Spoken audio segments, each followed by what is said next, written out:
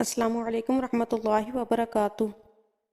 حضرت عبداللہ بن زبیر رضی اللہ عنہ جلیل القدر اور مشہور صحابی تھے، اور حضرت عائشہ رضی اللہ عنہا کے بھانجے ام المؤمنین ان سے بہت محبت، شفقت اور مہربانی کا معاملہ فرمایا کرتی تھیں، گویا انہوں نے ہی بھانجے کو پالا اور اس کی پرورش کی تھی۔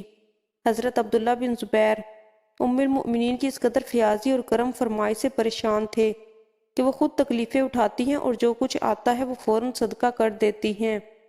انہی حالات کے پیش نظر ایک دفعہ حضرت عبداللہ بن زبیر نے کہہ دیا کہ خالہ کا ہاتھ کسی طرح روکنا چاہیے۔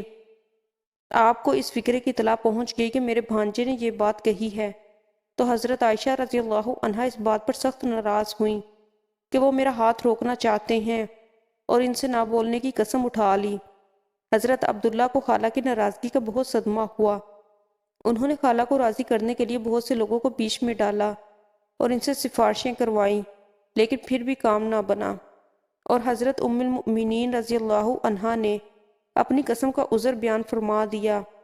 آخر کار جب حضرت عبداللہ بن زبیر کی پریشانی حد سے بڑھ گئی تو حضور صلی اللہ علیہ وسلم کے ننھیال کے 2 حضرات کو سفارشی بنا کر ساتھ لے گئے۔ وہ دونوں حضرات اجازت لے کر حضرت ام المؤمنین کے گھر کے اندر داخل ہوئے۔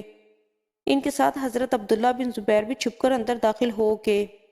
جب دونوں حضرات پردے کے پیچھے بیٹھ گئے اور حضرت ام المؤمنین پردے کے اندر بیٹھ گئیں اور بات چیت فرمانے لگی، تو حضرت عبداللہ بن زبیر جلدی سے پردے میں چلے گئے اور خالہ سے لپٹ کر بہت روئے اور منت سماجت کی، خوشامد کی۔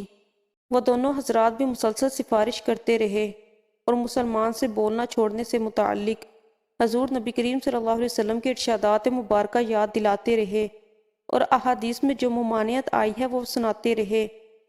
حضرت عائشہ رضی اللہ عنہا ان احادیث مبارکہ کی تاب نہ لا سکی جن میں کسی مسلمان سے بولنا چھوڑنے پر عتاب وارد ہوا ہے، رونے لگی، اور آخر حضرت عبداللہ بن زبیر رضی اللہ عنہ کو معاف فرما دیا، لیکن اپنی قسم کے کفارے میں بار بار غلام آزاد کرتی رہیں، یہاں تک کہ 40 غلام آزاد فرما دیے۔